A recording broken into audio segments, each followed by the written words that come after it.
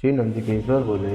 इसके पश्चाताप शिव जी ने अपने भावों के बीच से भैरव को प्रकट कर दिया। भैरव ने प्रकट होकर भगवान शिव से पूछा, मेरे लिए क्या आज्ञा है। ब्रह्मा जी पर क्रोध करते हुए भगवान शंकर ने भैरव से कहा, तुम अपनी पहली तलवार से ब्रह्मा जी की सेवा करो। शिव जी की आज्ञा पाते ही भैरव ने ब्रह्मा जी के केशों को पकड़ लिया।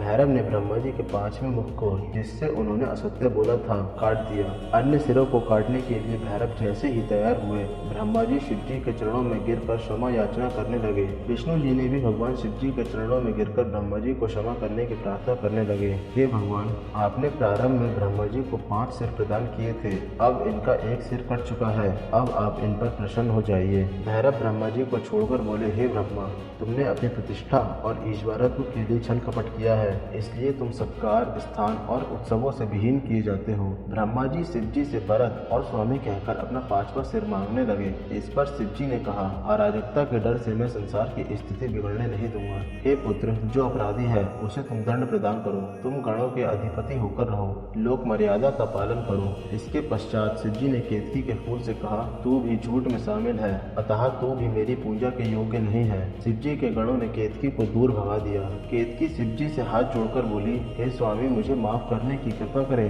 हे प्रभु, आपकी कृपा से कुछ भी दुर्लभ नहीं है। शिव जी बोले, मेरा वचन कभी मिथ्या नहीं हो सकता है।